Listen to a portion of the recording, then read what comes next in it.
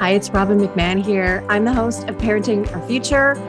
And if you're listening to this podcast, I want to thank you so much for being here. I also want you to know that I am a former angry mom. I used to yell and rage and threaten and punish my kids because I wasn't getting the cooperation or the behavior that I felt I should be getting. And I struggled for many years not knowing how to change or knowing what to do differently. It wasn't until I found the world of peaceful parenting that I learned why my kids acted the way they did, and also why I was so angry and triggered.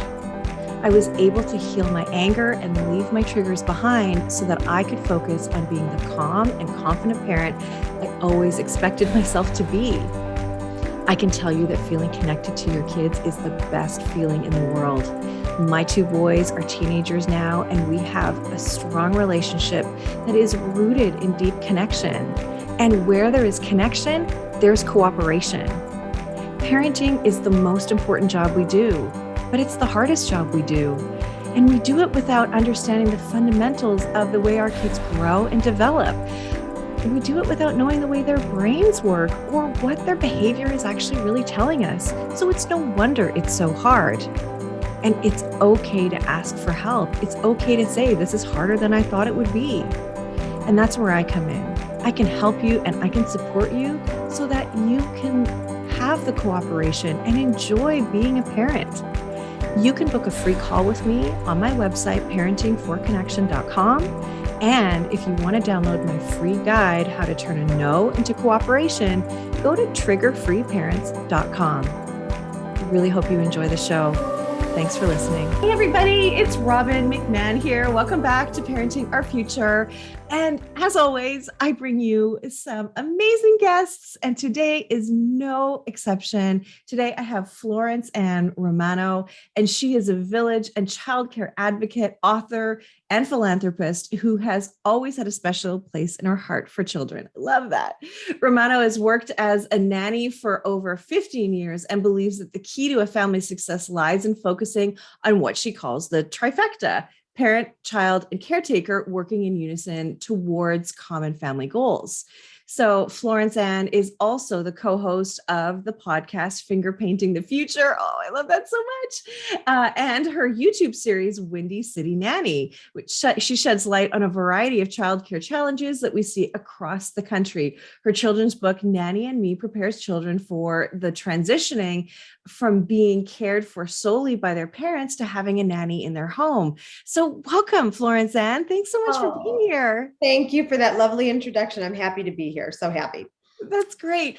And I think that's such an interesting perspective that you bring too with, the transition between being with a caregiver and somebody, or childcare provider, however it is, there's a big transition. So I want to ask you a little bit about that in a minute, if that's okay with you, because we're really here to talk about some things more around social media are just really devices and that sort of thing for kids, right? And I have talked about social media before, and there's past episodes I have with Dr. Shimi Kang, with Dr. Lisa Stroman, with Vaishnavi from Instagram herself. She's,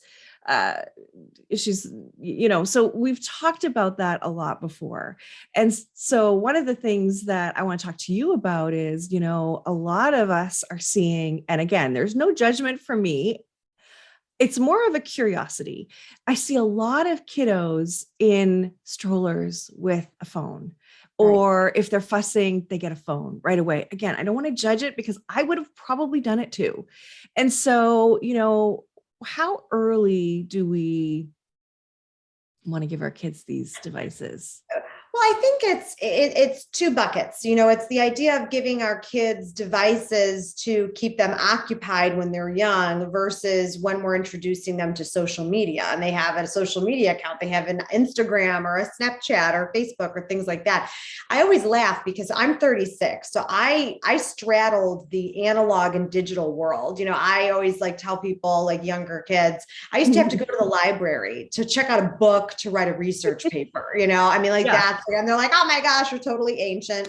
So it's different. I've watched it evolve. I was in college, well into college when Facebook came out, and I wanted nothing to do with it. I'm going to be honest with you. It took me years before I joined it because I was like, I don't want anyone in my business, and I'm not going to post pictures of myself. I was the same. Yeah, right. I did not want to do that. I liked the anonymity. I came from an old school Italian family where they were like, you don't air any dirty laundry or anything like that, people to see.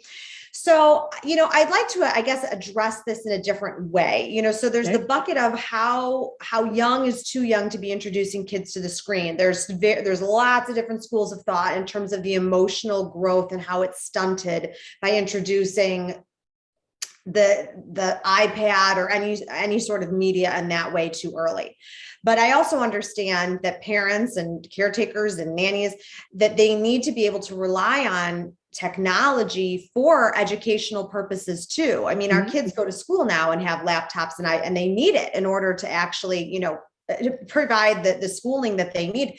So it's an unavoidable part of life. And I don't ever and will never condemn technology. I think everything in moderation is kind of what we all need to live by in basically every facet of our life. Too much screen time, yes, that is going to affect your children in terms of, they're not outside and, they're not being active, they're not being social, they're not working on those skills. So, I'm sure other people have talked about that too, but the emotional intelligence, the emotional growth for a child is very important. And depending on that, and depending on those factors, that's when you have to decide if your child should be introduced to social media in that way. Not every child is the same. It's going to be a customized experience. I could sit here and tell you, don't let your kids go on until they're, 10 years old. Now, each social media platform, they say legally you have to be such and such age before you can actually join. I don't know who's exactly listening to that because we see a lot of loopholes to that. But I think the thing I want to address to your audience here, your parents out there, is how do you keep children safe? I think that's the more important, bigger, overarching question, because we as adults, I think we look at social media and we think, gosh, it's kind of a dangerous place to be even for an adult in terms of bullying, in terms of self-esteem, all of these, image, all of that. And so I think to myself, gosh, growing up as a child where this is all is this world, that this is what reality is to you. We live in a world of reality TV today. I mean, think about, Robbin, how different it was for us growing up than it is for kids now. They're comparing themselves to all these reality shows and these YouTube stars and these influencers. So that's where I think that the real question is about how soon are you introducing these influences from the outside to your child, because they are going to influence them. That's why they call them influencers. We as adults are influenced by them.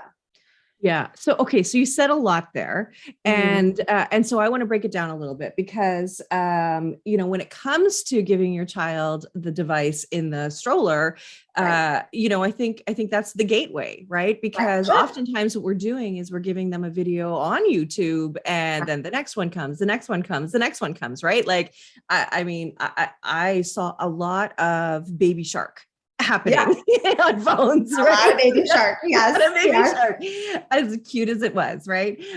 For us, it was this little green gummy bear that my kids always wanted to see, and he would just sing, "I'm a gummy bear."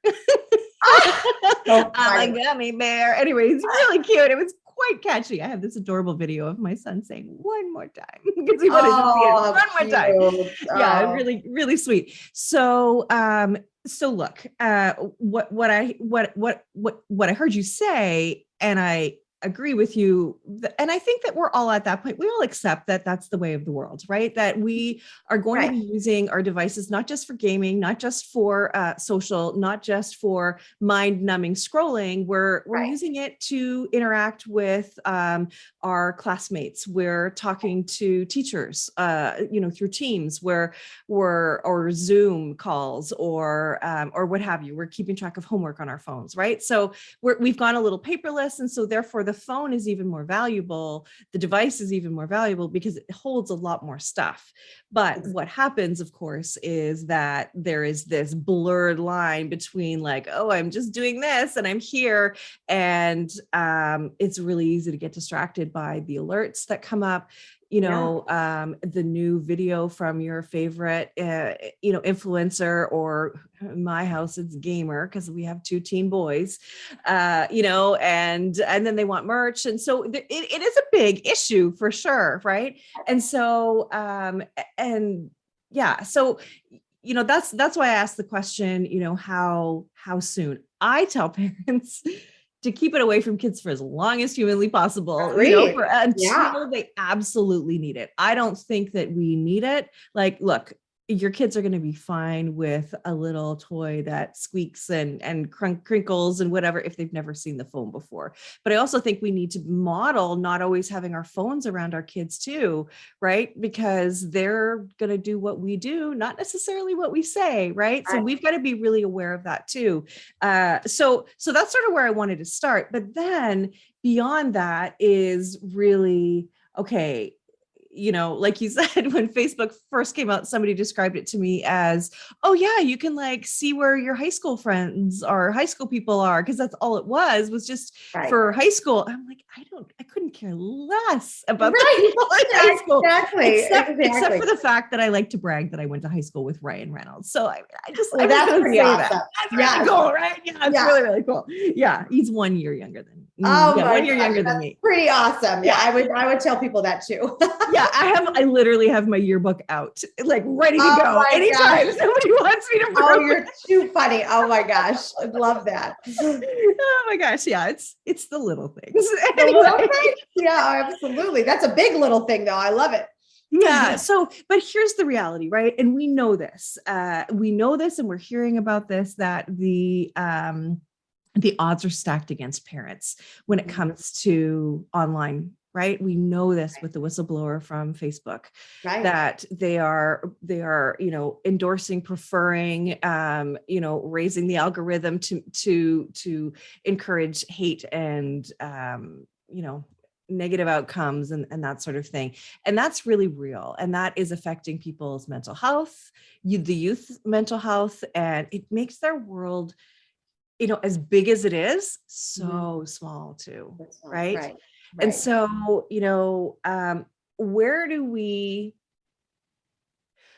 let me ask you this way. What do we do when our kids have been online and we found them doing something that isn't okay, where they have found a porn site, they have found somebody that they've met on a game, or there's somebody that has actually contacted them, right? I mean, that's the reality that let's just talk about it. Like, that's the reality that we're facing, is those kinds of dangers, right?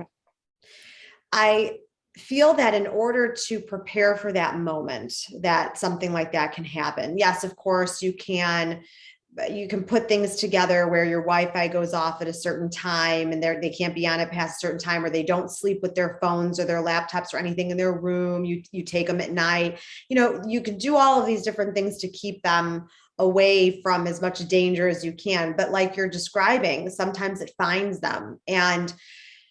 And what you have to try to do is get ahead of it, I suppose. And so when you're introducing social media to them in whatever way that's going to be, I think communication is key and the transparency is key.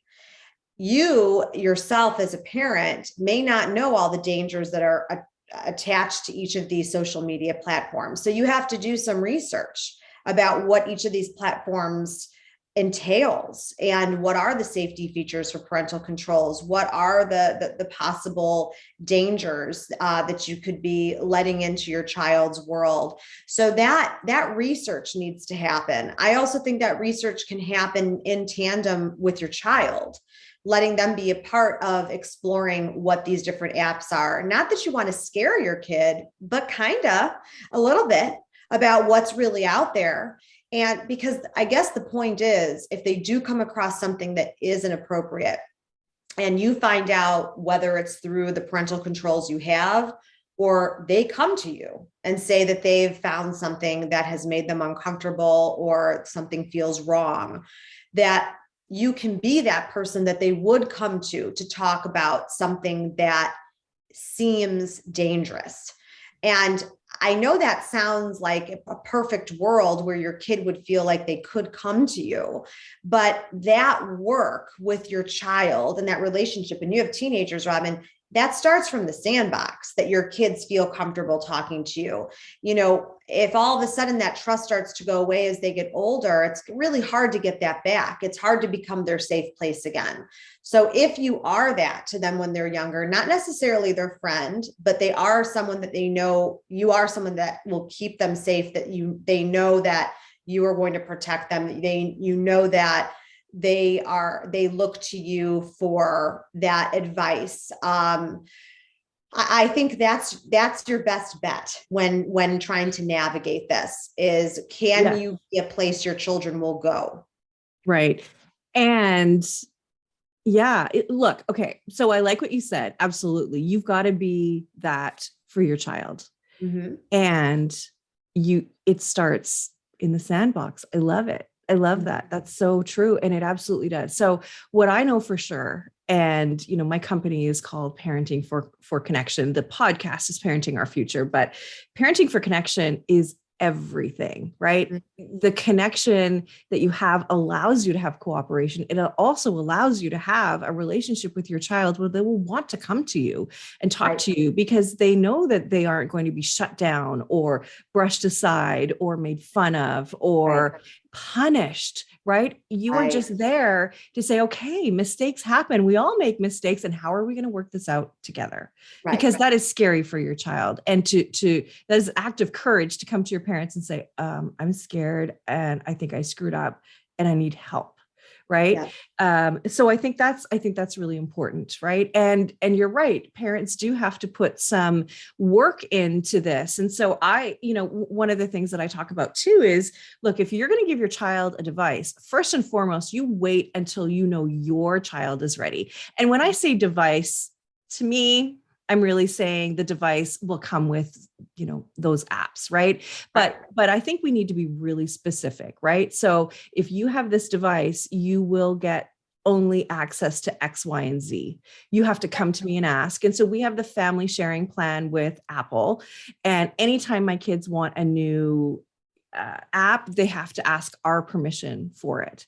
And there's things that we've said yes to, and there's things that we have definitely said no to, that we're like, no, we're just not comfortable with that. So, and that's caused some disappointment and some, feelings, and that's okay. Like, you can be upset. It's totally appropriate for you to be upset. And we're still saying no. We're still saying no. We're still saying no. Love you, but we're still saying no, right? Still no. And you're right. Like, there does need to be vigilance on our part, and it is hard because our kids are sneaky. So the whole relationship piece has got to be one where there is so much give and take, because if we are too overbearing and too much, our kids just want to lie to us, right? They feel they have to lie to us, right? Because they're going to be punished or whatever. So having some kind of a contract or this is what we agree to do, and this is what we agree not to do as parents, and this is what you agree to do and what you agree not to do as our child, right? For having this device, which gives you access to all great things and also some really scary bad things too, right? And you're right, scaring them a little bit, letting them know. I mean, I've said to my kids, like, look, there are people in this world who get up every day with the intention to hurt someone. Yeah, that's a good point. And those people come across real nice. Yeah, of course. Right. Right. Yeah. Yeah. So what kind of tools do you recommend for parents to really help manage that piece? Because I know you have a lot to say about that. Well, there's a great app called Bark, which actually alerts you as the parent that your child has has encountered dangerous content or sharing dangerous content. And limiting, like I said before, limiting the amount of time they are able to spend on an app, managing your, router so it shuts off at a certain time, taking your kids' phones away from them at night.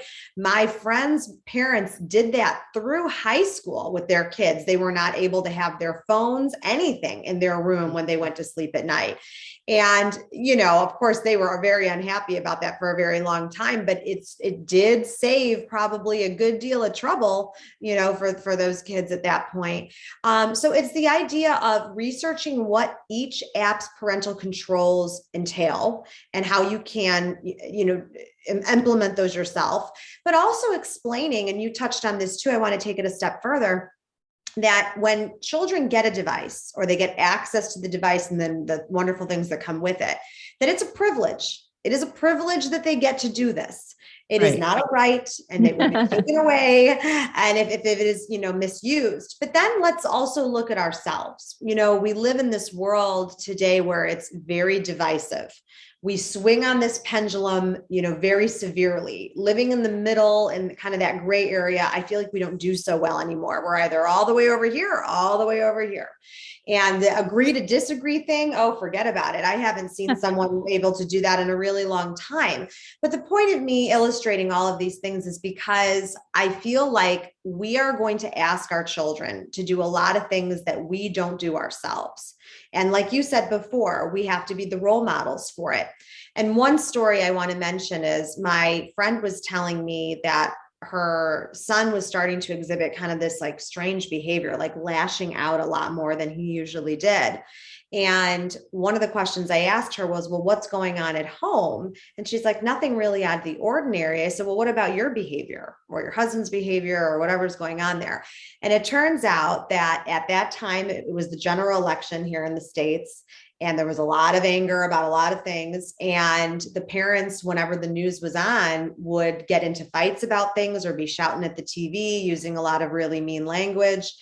And the child was picking up on it and thought, oh gosh, hey, when I don't agree with something, when something upsets me, that's how I'm supposed to react. And that's okay. And it was a hard moment for that mom to, swallow and think, gosh, it was because of me. It was because of my behavior. And she was expecting him to behave a different way than she was. So do as I say, not as I do. Right. So I think we need to look at how we talk to people on social media, how we engage people on social media. What are we looking at as we scroll? How are we letting things affect us and letting that permeate our lives? I think there's a lot of self-discovery that needs to happen sometimes when you're starting to get involved in all of this muck, because children are gonna do what they live, unfortunately. Yeah. Well, and I'm not at all immune to a little pang of jealousy, a little, like, oh, it must be nice. You know what I mean? Exactly. Right. Exactly. But that's Instagram for you. You see everyone's perfect house and perfect kids and well-dressed and manicured and amazing vacations and stuff. And you're like, yeah, I mean, that's not real. But then there's the other side where they're showing a lot of the authenticity and a lot of the nooks and crannies. And you're like, gosh, that's a lot of like information. It's TMI. Like I said, the pendulum swings. You're either way over here or way over here. Like, where's the middle anymore? Right. Well, but the biggest problem is that like begets like. And if you have a child with, with some mental illness or just, even melancholy, a little bit blue, missing my friends. I do a search for something. All of a sudden I'm seeing cutting videos and that makes me feel good. That's the message they get. And oh crap, now we're into something really scary. So as parents, we do have a duty to make sure that we have that communication. But I want to add too, that there are really sneaky things that our kids can do too. My niece was over and she was on her phone and and I was like, hey, my sister-in-law and I were asking, like, what are you doing? And she said she was recreating like the covers for apps, is what I understood. I mean, what do I know? And I'm like, oh, that's so interesting. So like you can have a different, I was asking like for me as much as Right. whatever. And what it sounded like to me is like, for example, taking the Instagram icon and creating a whole different icon for that on the phone instead. So now we can hide things. And so we know there are devious things out there, and you want to keep up to date on those kinds of things too. Right. And parenting is so hard as it is. And I know parents are probably like, oh my gosh, like one more thing. Yeah, now I have to worry about that. Exactly. Yeah. But look, this is the deal. This is what you have signed up for by giving your child a device, right? This really is. And so that's why you want to wait as long as possible, because if you do it too early and your child can't agree to the guidelines that you've put in place, then because they're too young and they maybe don't really even understand, then you're there's a whole bunch of problems that can happen out there. And I've heard about a lot of them. I've had clients that one of their daughters was watching a lot of pornography. It happened to be girl on girl, so she thought she was gay for a while, and and as soon as they had her away from, she was addicted to it. As soon as she was away from it, she kind of sort of reemerged as her true self, and that she's not gay. She just got really wrapped up in it. And other kids that I know who have been approached by strangers, have had relationships with them. I mean, that throws the entire family upside down. It's not just the child, and there's long-term effects for your child too. So we have to be on it. We have to be on it. And if we're not, and I won't say that I am always 100% on it with my kids either, but what I do know is they talk to me all the time. There's been times where one of my boys has said like, oh, there's some guy who's trying to talk to me or whatever. I'm totally going to shut him down. Like, isn't this great? Or, whatever. I'm like, oh, that's great. Right. Cause I'm always like, remember, there are people who, and they're like, Mom, we know. But repetition is the way they learn, though. I mean, I remember my mother repeating things, and she still does, at this age, and you're like, gosh, I get it. But you do sometimes need to hear it repeated a lot, and I laugh about, being fearful.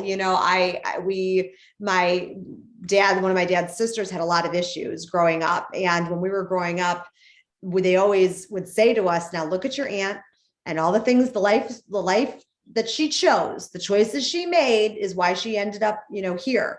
And that totally changed how we felt about a lot of things. Like, I'm never going to do this. I'm never going to do that because I don't want to end up like her, so sometimes you have that example in your life that does scare you, that does make it real.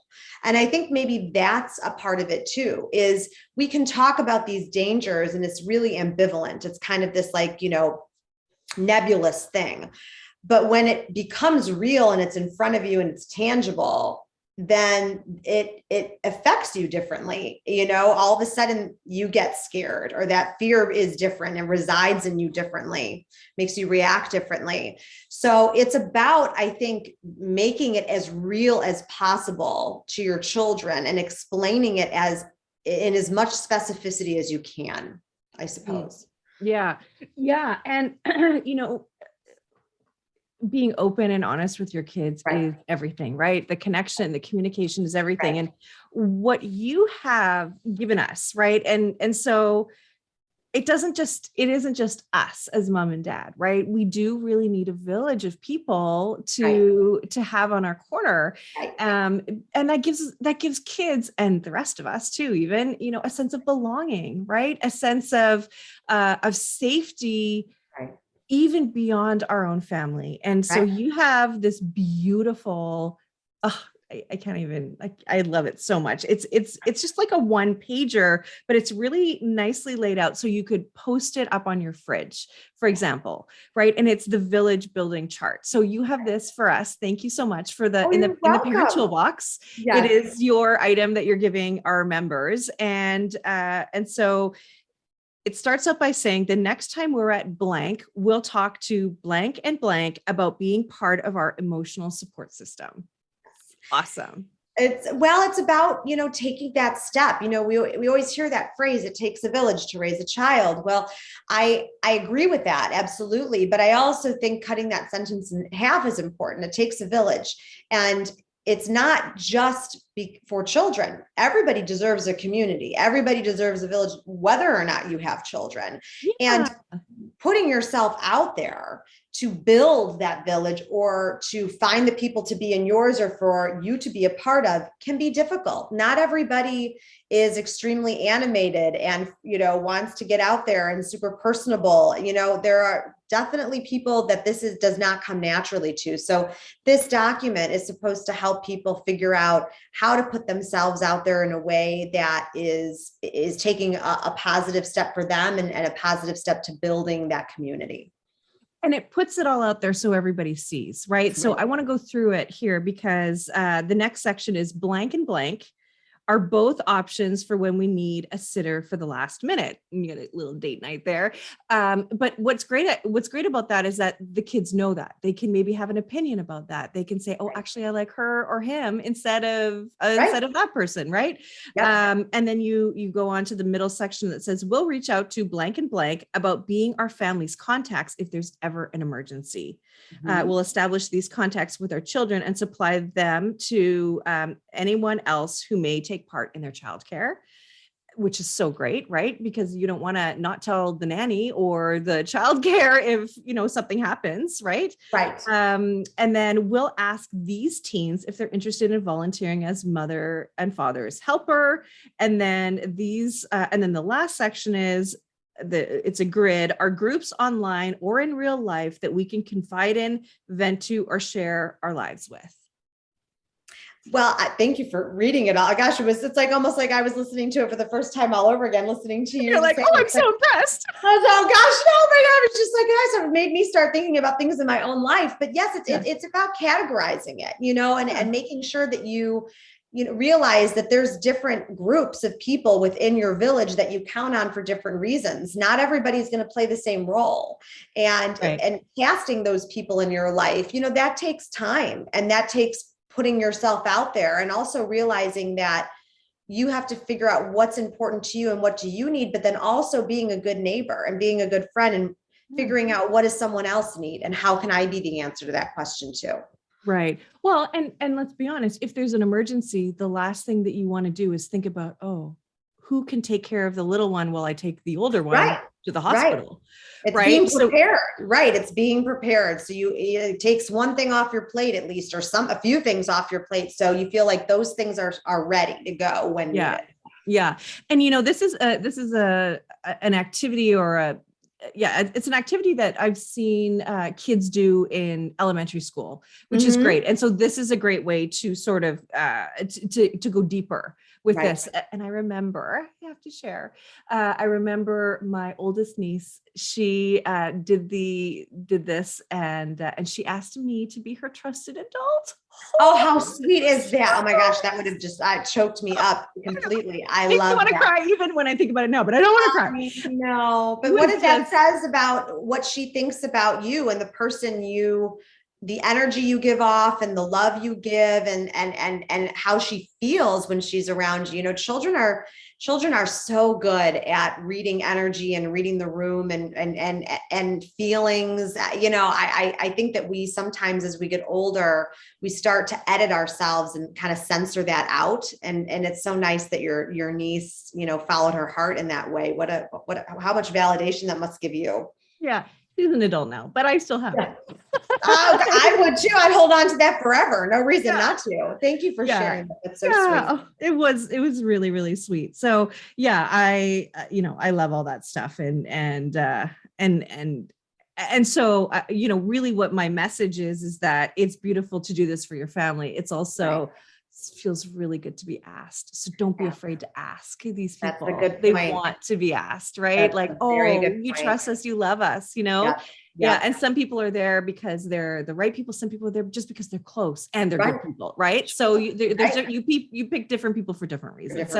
I think this is going to really help a lot of families. So I want to just thank you so much for giving this to our members in the Parent Toolbox. So if you're not a member, it's just www.parent-toolbox.com, and you can consume all of that. There'll be the recording of this episode in our section for Florence Ann. So you'll have all of that there. So, is there anything as a childcare advocate that you want to leave us with today? Just anything you want to let parents know before we sign off? I always say that there's 3 things you need to do. You need to build your village, let love in, and ask for help. And I think if you can do those 3 things, you're going to set yourself up for a lot of success. Yes. Build your village, let love in, and ask for help. Damn it. Exactly.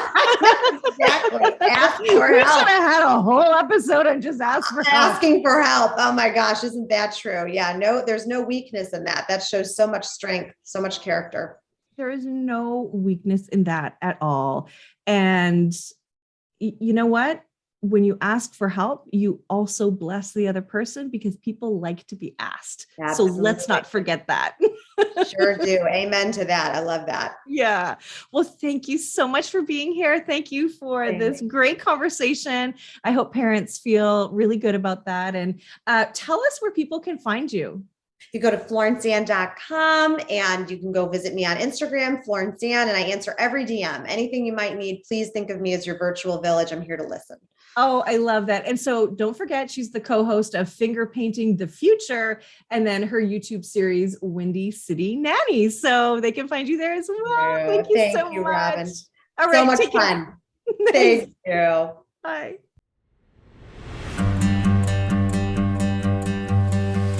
Thank you for listening to this edition of my podcast, Parenting Our Future. I'm parent coach Robbin McManne, and if you're enjoying this podcast, please share it with someone who you think might also need to hear this message. And don't forget to subscribe, and if you like my work, I'd be grateful if you gave me a 5-star rating. For those of you who like my content and want more, visit me at yellingcurebook.com to get your copy of my book and to find other resources to help you. Until next time, I am wishing you and your family peace and connection.